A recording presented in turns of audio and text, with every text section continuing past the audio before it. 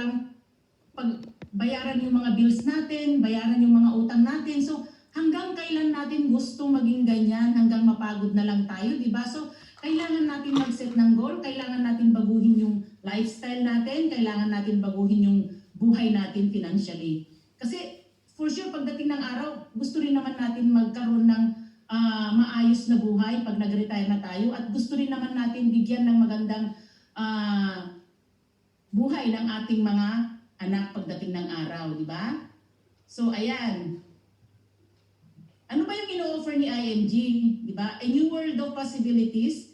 IMG is a new concept in the financial industry that assists people who want to build their financial foundation. So dito sa IMG, hindi lang tayo tinuturuan, iginaguide tayo na ma-build yung tamang foundation. Kaya nga sabi ko, nung kami mag-asawa galing kami sa Saudi, akala ko okay na kami, meron na kaming konting bahay, may konting business. Yun pala, mali yung foundation na ginawa namin, na dumating yung mga problema, naubos yung ipon, yung parang ganun ba. So dito sa IMG nakita ko talaga na yung tamang pag-build, na dapat ang gawin natin.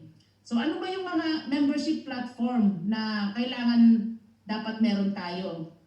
Get educated in all aspect of personal finance. So kung gusto natin magkaroon ng tamang foundation, kailangan natin i-educate yung sarili natin. Dito sa IMG, ibinibigay niya lahat kung ano ba dapat napag-aralan natin para ma-build natin yung tamang foundation na yan. So yan, access to hundreds of financial products and services. So once you become a member ng IMG, meron tayong access. Hindi na po natin kailangan kumuha ng ating mga agent or ano ba yung broker. Dito, kailangan na natin, tayo na yung magkaroon ng direct access sa mga services na meron sila. Receive training and support to manage your money. So dito sa IMG, parang isang pamilya po kami dito na we support each other, we help each other para ma-guide ang bawat isa para maging maayos ng financial aspect sa buhay. So dito, what we do, ano ba yung ginagawa namin? Di ba sabi ko kanina, pinakilala ko lang si IMG. Ngayon, ano naman yung ginagawa natin? Yan, we teach, we share, and there are 3 powerful financial concepts and IMG's 6 step to financial security. So, kung makikita pa natin itong powerful financial concept na i-apply natin sa buhay natin, napaka-powerful po nitong concept na ito. At saka yung steps to financial security. So, di ba? Paulit-ulit kong sinasabi yung solid financial foundation or yung correct, yung financial house na tinatawag. So, ang tama palang pag-build ng foundation is, parang yung nag-build tayo ng house, di ba? Pag nag-build tayo ng house, yung bahay natin, kailangan matibay siya, di ba?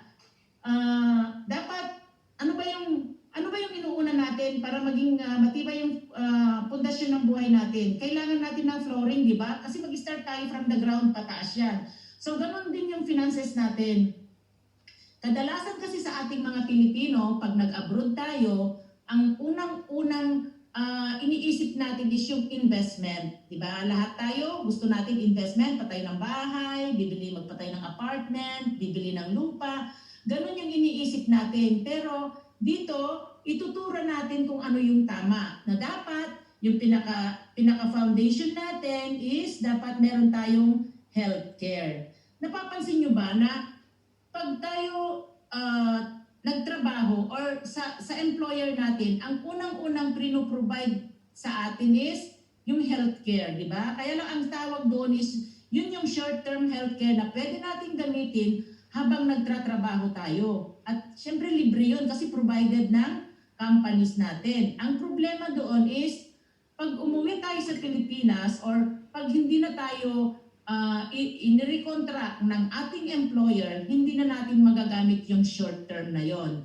So dito, itinuturo namin na dapat habang meron tayong short term na ginagamit, dapat i-build natin yung long term healthcare natin para pag umuwi tayo ng Pilipinas, hindi na po tayo aasa sa mga anak natin. So dapat yun ang iiwasan natin kasi tayo, naranasan na natin na kahit hindi humihingi yung mga magulang natin, kailangan natin sila bigyan. Pag nagkasakit sila, tayo pa rin yung nagpapadala. So, hindi na, ayaw na natin mangyari sa mga anak natin yon. Dapat, pag tayo yung tumanda, dapat yung mga anak natin is hindi na tayo problema.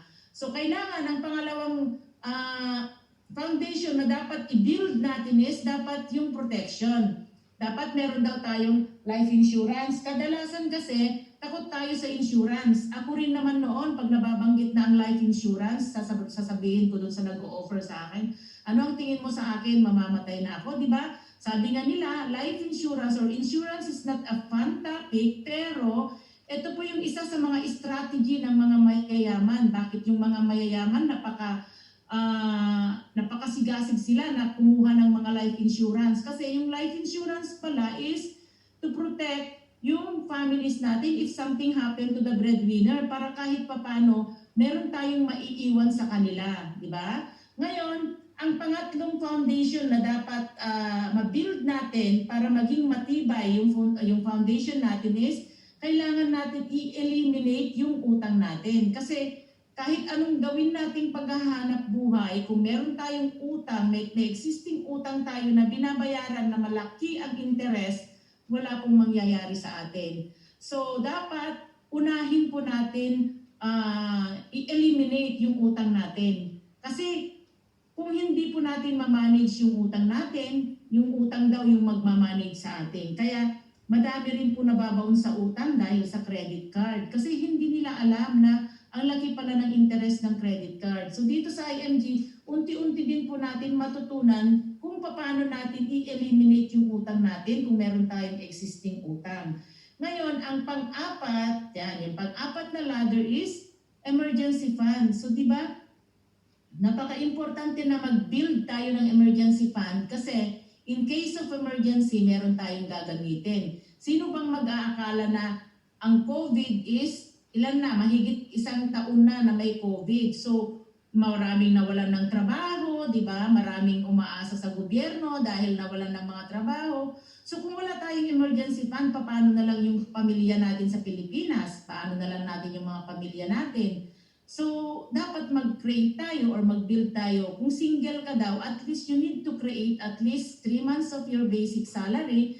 At kung ikaw naman ay may pamilya, 6 na buwan. You need to create at least 6 months of your basic salary. Ngayon, sabi ko nga, mas maganda kung makapag-create tayo at least 1 year. Kasi tinan nyo itong pandemic na ito, 1 year na more than a year na itong COVID na ito. Ngayon, kung wala tayong emergency fund at nagkaroon ng emergency, kahit wala tayong utang, magkakautang po tayo. So, importante din po na ma-build na magkaroon po tayo ng emergency fund para matibay yung foundation natin. And then, pinakahuli is yung investment. Bakit investment ang pinakahuli?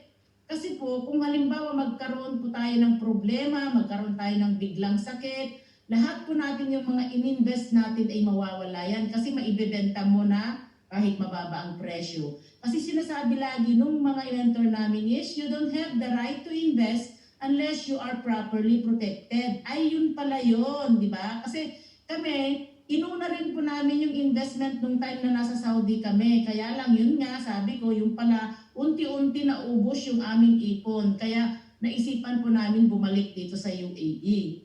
Kaya buti na lang kako nakilala namin si IMG. Kaya ako talaga nagpapasalamat ako kung sino po yung nag-introduce sa amin ng IMG dahil sa kanya nakilala namin si IMG at unti-unti po namin nag-build itong foundation na ito. At ito pala yung tamang foundation ng pag-build. Yun nga, kahit marami kang investment, marami kang pera, pag once na nagkasakit ka, once na may nangyari sa breadwinner, tapos may emergency, lahat po yung ipon natin ay mawawala. Hindi naman siguro totally mawawala, pero mababawasan siya for sure.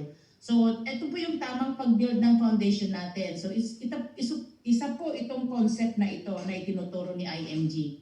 So, yan.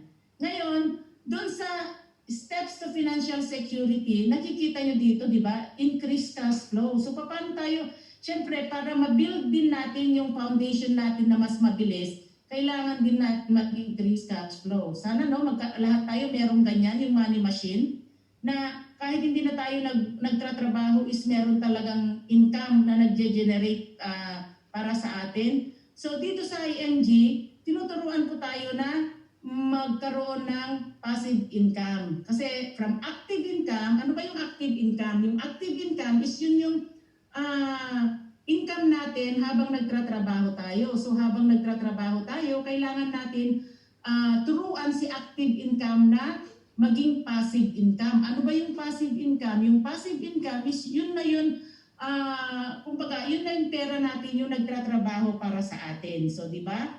Yun ang masarap na mahirapan man tayo sa trabaho, pero kung alam po natin na i-build yung natin, mag-build ng wealth, kahit pa paano, makakapahinga tayo ng magkakaroon po tayo ng financial freedom later on. So, ayan.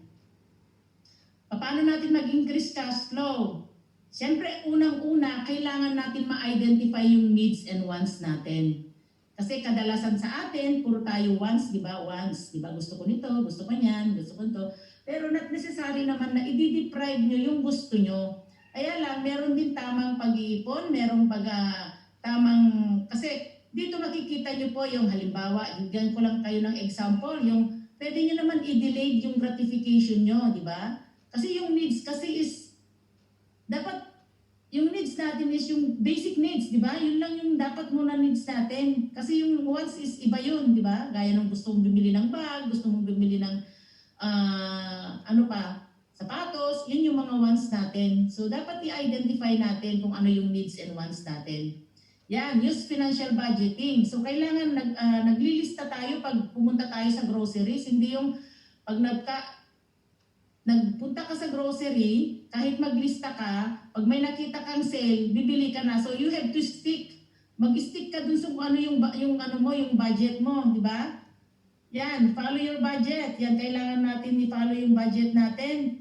Then create other source of income. So dito sa IMG, tuturuan din po tayo na mag-create ng other source of income by being an educator. So kung interested po kayo matuto kung ano po yung gusto nyo dito sa IMG, tuturuan po tayo para makapag-create ng other source of income.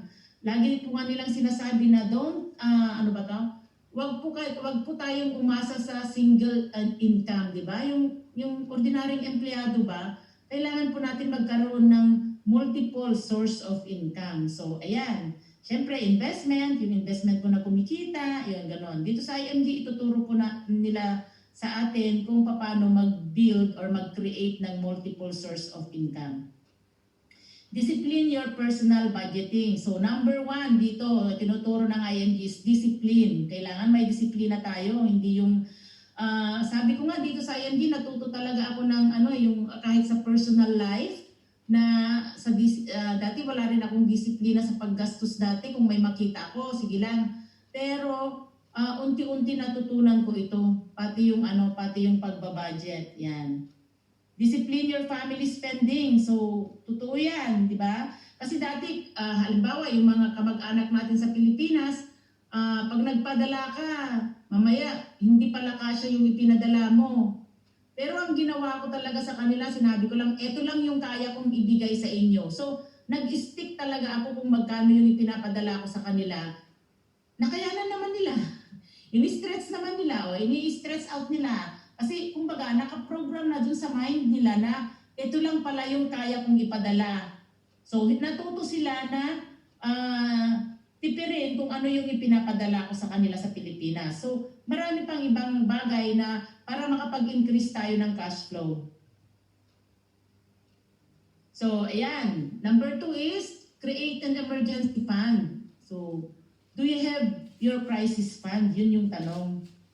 Halimbawa, yung mga anak natin, yan nga, na-experience ko yan nung umuwi kami ng Pilipinas from Saudi nga, yan yung kids hospitalization, yun pala yung umubos ng ipon namin. Kasi, yan, loss of job, yung mga nawawalan ng trabaho, car repair and maintenance. Kaya kami nung nasa Pilipinas kami, meron kaming 2 jeep na kumikita, pero yung pala is, hindi rin pala source of income yun, gastos lang pala yun kasi mayat-maya sira, mayat-maya traffic, yung mga ganun ba. Yan, home maintenance, syempre, kailangan natin ng emergency fund kasi minsan may bagyo, may sira, ayan, yung mga yon.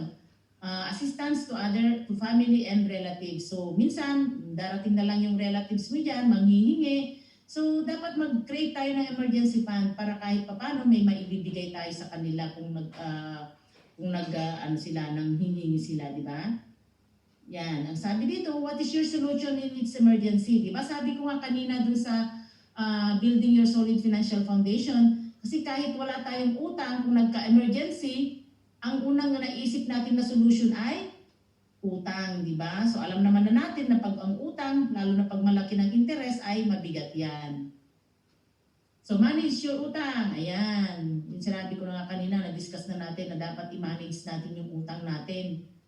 Dapat matutunan natin na kung paano paggamit ng credit card, hindi yung... Kasi minsan sasabihin nila, napakasarap kasi gamitin yung plastic money, di ba? Kaskas ka lang ng kaskas. Pero dapat alamin natin, dapat magkaroon tayo ng disiplina sa paggamit ng credit card. Ngayon, paano natin ikukuha ng proper protection ng family natin? Bakit importante yung life insurance? Kasi give your loved ones the gift of financial security. So, yun nga sabi ko rin kanina, di ba? Kung minsan parang pag pinag-uusapan is yung life insurance or yung protection, parang natatakot na tayo. Pero ito pala yung isa sa mga strategy ng mga mayayaman para hindi maghirap yung maiiwanan nila. So, yung family natin, kumbaga, is pinoprotektahan sila, inaangat sila kung meron tayong life insurance. Kasi, kaya sabi nga nila, you have to insure yourself kasi yun yung mangyayari. Ang family natin, if something happened to the breadwinner, hindi po maiiba yung lifestyle nila, hindi po sila maghihirap, yung basic needs nila, ma-provide pa rin nila, tapos yung comfort at saka yung, wag na yung luxury, kumbaga, yun lang yung basic needs nila, at least kahit papano is masusustain yung lifestyle na meron sila. Ngayon, kung wala tayong life insurance at may nangyari sa breadwinner, ayan, syempre, hindi lang ikaw yung nawala, pero pati yung financial security ng naiwanan mo ay magiging kawawa yung family natin.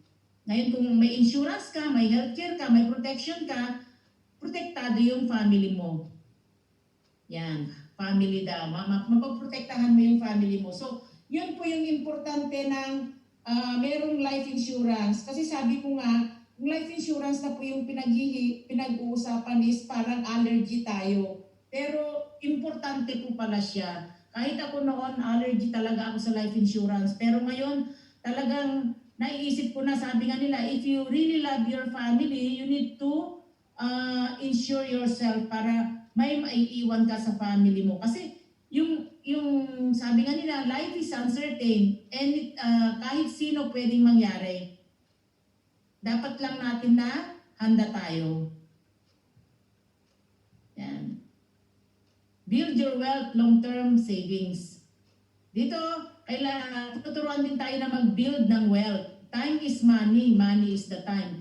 Hindi pala yung money ang kalaban natin in building wealth. Ang kalaban natin is yung time. Di ba? Magandang mag-start na mag-ipon habang bata pa tayo. Kasi pag medyo nagkakaroon na po tayo ng edad, naghahabol na po tayo. So, kaya lagi namin ina-advise na dapat mag-start while you're still young. Pero pag medyo late na rin kami na nakilala si IMG, kaya medyo late din pa kami na nag-start. Pero it's not too late pa naman. Yan. How much money should you save to fund your long-term goals? So, kinukumpute po natin yan. At ano ba yung bakit ba tayo nagsisave? Ano ba yung pinaghahandaan natin? Siyempre, yung pinaghahandaan natin is yung pagre-retire natin, yung mga college education fund, yung pagpapaaral sa bata. Siyempre, pag nag-retire tayo or gusto na po natin mag-for good, iniisip natin yung business capital. Pwede ba tayo mag-start ng business sa Pilipinas, di ba? Kasi kung minsan, yung mga iba, nag-i-start sila ng business habang nandito pa sila, anong nangyayari? So, mas maganda kung tayo mismo yung mag-start ng business natin. So, kailangan natin paghandaan yan. Then, dream home. Siyempre, pag nandito tayo sa sa abroad, gusto rin natin magkaroon ng maayos na bahay. Yan, dream family travel vacation. So, maraming bagay na dapat paghandaan natin para pagdating ng araw is lahat ng mga bagay na ito is ma-achieve natin. Yung long-term health fund, assistance to elderly parents and others. So, yun pala yung dapat, yun pala yung dahilan kung bakit natin kailangan mag-save para ma-fund natin yung mga goals natin. Yan. So, ang tanong is, did you bother to even think about it? Minsan kasi, lalo na yung mga kabataan, hindi sila nag-iisip yung mga ganyan na bagay. Kasi, enjoy lang. Yun nga sinasabi na, YOLO, you only live once. Pero kailangan isipin din natin, meron din palang yago, you also grow old. So, kaya ako ina-admire ko talaga yung mga bata pa, yung mga more than 20s na nag-i-start na siya na mag-save at mag-invest. Talagang sabi ko nga, sana ganyan kami noon. Pero yun nga, sinasabi ko lagi, it's not too late. Pwede pa naman. Pwede pa. Preserve your state. So dito, tinuturuan din tayo na i-preserve. Ano ba yung state? If you have your wealth already and you died, whether you like it or not, the government will collect the tax due from your state. Your family or heirs will going to pay this tax due. So, di ba? Sabi ko nga, nagpapakahirap tayo dito sa abroad, mag-i-invest tayo sa Pilipinas, mag-build tayo ng wealth, magpatayo ng bahay, bibili ng mga ari-arian. So, kailangan din natin protektahan yung mga hard-earned money natin by creating our corporation. So, ito yung para ma-preserve natin yung mga ari-arian natin. So, dito, kasi kung hindi, ito yan, sabi niya, the government will collect the tax due from your state. So, like for example, ako, bigla akong namatay at may mga ari-arian ako at hindi ko na ipangalan yung mga ari-arian sa mga anak ko, hindi ko na i-transfer agad yung mga yon. Subject sila ng state tax. So, magbabayad sila ng 20% of the whole asset bago nila mailipat yung mga ari-arian ko sa mga anak ko. So, dito, kailangan natin mag-create ng tinatawag nila na korporasyon para hindi na po magbayad ng state tax yung maiiwanan natin. Yan, ito yung concept na sinabi ko kanina, di ba yung concept na solid financial foundation is, pangalawa naman isang X-curve na tinatawag natin. Meron tayong X-curve. Ito yung line going up is dapat daw ito yung wala tayong savings, dapat ito yung gawin natin, mag-ipon habang nagtatrabaho tayo. And then meron din na na pababa dito, kaya X-curve na tinatawag is dapat i-decrease natin yung responsibilities natin habang tayo nagtatrabaho. Di ba nabanggit ko na kanina yung active income at saka passive income. So sabi dito, no savings, pag halimbawa may nangyari sa atin, ano yung solution natin? Di ba? Yan. Kailangan, habang pinapalaki natin yung money line natin, habang nag-iipon tayo, kailangan natin matutunan, kailangan turuan natin si pera na magtrabaho para sa atin din. So, ito yung rule of 72 or yung compounding interest na tinatawag. Ayan. Paano ba tumatrabaho si pera? Kung narinig nyo na yung compounding interest sa bangko, so, it will give you the number of years to double your money. So, number of years it will take for a given fund to double. So, dito, itong rule of 72 na ito, si Albert Einstein ang author nito na ito po ay ginagamit sa lahat ng mga bangko, lahat ng kung kailan dodoble yung pera mo, either pera mo or yung credit card mo.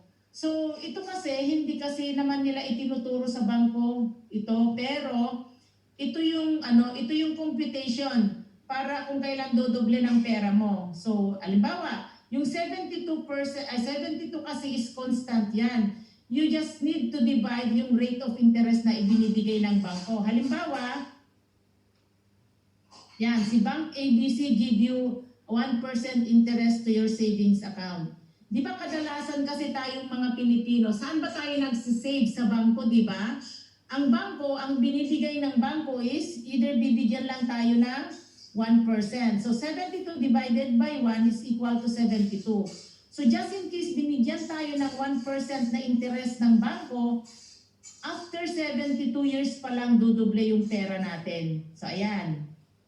So halimbawa, 20 years old ka ngayon, may pera ka na 10,000 sa bangko, kailan dudoble yung pera natin? Pag nag-edad ka na ng 92. So ayan yung ano. So ayan. Halimbawa, example lang ito ha, nakahanap ka ng facility na nagbigay sa'yo ng 4%. So 72 divided by 4 is equal to 18. So pag ibinigyan ka ng bangko or any companies na nagbigay sa'yo ng 4% interest, every 18 years dodoble yung pera mo. So ayan, 20 years old ka ngayon, meron kang 100,000, 20 plus 18, 38, nag 200,000 yung pera mo, plus 18, 56, nag 400,000. So ayan yung computation pag 4%. Then another one is, nakahanap tayo ng company na nagbigay sa atin ng 8%. So 72 divided by 8 is equals 9. Diba? So pag 8%, every 9 years dodoble yung pera mo. Yan, 20 years old, 100,000 plus 9, 29, nag 200,000. So mag-add ka lang ng every 9 years, dodoble yung pera natin. Yan. So meron pa lang nagbibigay ng mas malaki yung 12%, which is dapat yun yung hahanapin natin kasi maraming kalaban ng pera natin pag ang pera natin is nasa 4% lang or nasa 1%. So dapat punta tayo sa 8% or 12% kasi 72 divided by 12, every 6 years dodoble yung pera natin. So kung napapansin nyo, kung mas higher interest yung ibinibigay ng bangko, mas maiksi yung taon na magdoble yung pera natin. So mas gusto natin yon, di ba? Ngayon, same age, 20 years old, 100,000, plus 6, 26, nag 200,000, plus 6, 32, nag 400,000, and so on, hanggang sa nakaabot ka ng 56, nag 6.4 million yung pera mo. So makikita nyo, kung makikita nyo, same age, 20 years old, same amount of money na na-invest, 100,000. The only difference is the rate of interest. So kung makikita natin, pag 4% pala, yung pera mo ay tumuntong ka ng 56 years old, 400,000 lang. Pag 8% pala is 1.6 million, then 12% is 6.4 million. So, di ba napakalaki yung agwat na kung sa bangko ka lang nag-invest ng pera mo or nagtago sa pera mo, binigyan ka ng 4% is naging 400,000 lang yung pera mo. Di ba? Ang bangko naman is hindi niya ikinikip yung pera mo dyan, dun sa vault. Di ba? Inire-reposition niya ngayon sa 8% or 12%. Di ba? Kung titingnan natin pag nag-personal loan tayo, car loan tayo, magkano ba yung interest na ibinibigay ng bangko? Di ba mga ganyan, 8% or 9%, lalo na sa mga personal loan? So, inire-reposition nila yung pera natin. So, kung sinong kumita ng yung pera natin na ininvest natin? Bangko, di ba? So, dito, we are not against the bank, pero ito naman talaga yung nangyayari. So, ngayon, yung pera natin is, ano ba yung mga kalaban ng pera natin? So, syempre, yung inflation, kailangan ang pera natin or ang mga investment natin is dapat nasa 8% or 12% kasi hindi natin alam yung inflation. Ano ba yung inflation? Pagtaas ng mga bilihin. Kailangan mabit natin yung inflation after 5 years, 10 years. Kaya dapat ang pera natin is nandito sa mga facility na ito. So ano pa ba yung mga kalaban ng pera natin? Yung tax, di ba? Every time na magpadala tayo ng pera, merong kang binabayaran na charge, kumain ka lang sa labas, may tax. So, ngayon, ang pinakakalaban ng pera natin is yung procrastination na tinatawag. Ano ba yung procrastination? Yun yung lagi naman sinasabi, saka na lang ako mag-ipon later, yung mga ganon. Kaya hindi po tayo nakakapag-ipon. So, kailangan hanapin po natin yung facility na nagbibigay sa atin ng 12%. At kung titingnan natin, ito yung paano trumabaho si pera. Kaya huwag kayong maniniwala sa mga get rich quick scheme na tinatawag nila. Yung sasabihin nila, yung pera mo magdoble after 6 months, 12 months, hindi po totoo yun. So isipin nyo na lang itong rule of 72 na kung kailan dodoble yung pera natin. Kaya po itinuturo natin ito para ma-avoid din po natin yung mga scam. Kasi wala pong ganun. Wala po yung biglaang pera unless manalo ka ng loto. Yun po. Yung talagang magkakapera ka pag manalo ka ng loto.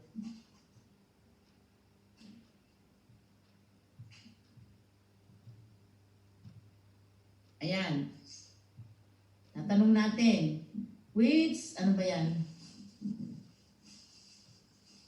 Which arrow you want, di ba? Kung titingnan natin, kaya nga sabi ko kanina, for example, ito yung bangko, di ba? Ito yung bangko. So, hindi naman kasi tayo depositor lang tayo. So, ngayon, ipinahiram natin yung pera natin sa bangko, pero yung bangko binibigyan tayo ng 1% na interest. Ngayon, ayan, itong bangko siya yung owner. So, pag ang bangko pumunta sa mga investment companies, may kita siya na 8%. Tapos ipapahiram niya, 8% ang kikitain niya. Ngayon, meron po tayong tinatawag na get rich slowly, steadily savings. So, pwede pala tayong maging milyonaryo kung alam lang natin i-invest yung pera natin sa tamang paraan. Yan, kung halimbawa, kaya mo mag-ipon ng 1,000 every month sa 12% annual interest, after 30 years, magiging 3.5 million pala yung pera natin. Yan. Ngayon, kung kaya mo naman ng 2,000, yan, i-ano lang natin hanggang sa ano na lang.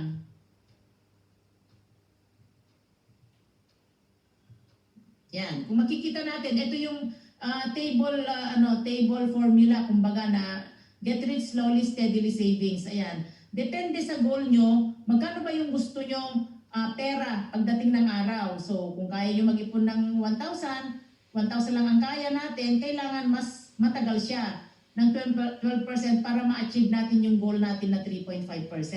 Ngayon, kung gusto mo naman mas malaki, ayan, pwede kang 5,000 every month, then after 30 years, meron kang 17,000, di ba? Kaya lang kasi kung minsan medyo nagkakaedad na tayo, kailangan natin mas mabilis, lakihan natin yung ipon natin para after 20 years, meron tayong 10 million. So kung makikita natin talaga, napakaganda talaga kung mag-start tayo ng mas maaga. Kasi mas longer yung years na ang pag-iipon natin, mas malaki po yung maiipon natin. So anyway, depende pa rin naman sa goals nyo dito. Yan. The secret of the wealthy is now available to you. Ano ba yung wealthy na sikreto ng mga mayayaman na itinuturo na ni IMG? Ito po yung tinatawag natin na mutual fund. Dito po natin makikita yung sinabi ko kanina na 8% or 12%. Kasi ang mutual fund is ownership. Kaya sinabi ko na ownership kasi once na nag-invest kayo sa mutual fund, pangalan po nyo yun. So ang ginagawa lang natin ay bumibili lang tayo ng shares, pero dapat long-term siya. Para ma-maximize natin yung return ng pera natin, kailangan natin mag-invest ng long-term. So sabi nga dito, would you like to be a partner companies of this, would you like to be a partner of this company? So nandyan si Jollibee, syempre, panghatak talaga yan si Jollibee kasi hindi naman nalulugi yan si Jollibee. Si SM, yan. Si ABS-CBN, wala na yan, di ba? Pero ito po yung mga blue chips companies na kung saan nag-i-invest ang mutual fund. Kaya, sabi ko nga kanina, kung gusto nyo i-maximize yung pera nyo, pwede tayong mag-invest sa mutual fund.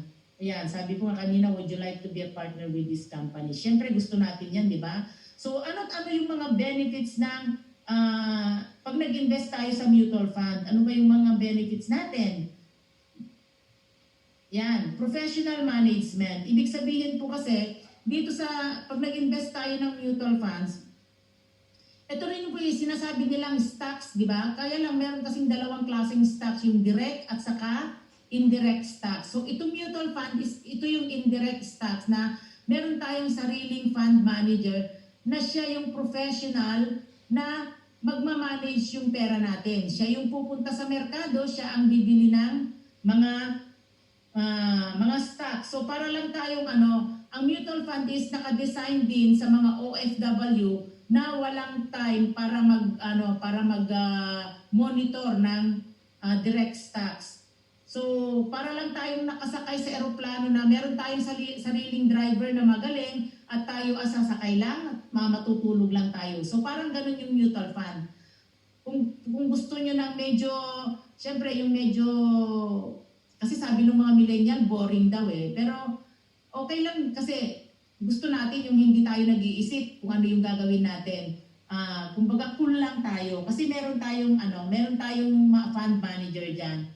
So diversification, bakit sinabi ko diversification? Kasi yung fund natin is naka-diversified sa, 'di ba? Ipinakita ko kanina yung blue chips companies na 'yon. So yung pera natin is naka-diversified sa iba't ibang companies na 'yon. Ang mutual fund ay hindi sila pwedeng maglagay sa isang company, hindi nila pwedeng ilagay yung buong fund kasi ang mutual fund it is a pool of money kasi halimbawa iba't ibang tao ang nag-i-invest diyan. So kaya sabi ko diversification kasi ini-invest nila sa iba't ibang company at hindi sila pwedeng hindi nila pwedeng i-invest yung buong fund sa isang company. Halimbawa 10% lang sa Jollibee, 10% sa SM. So nakakalat 'yan.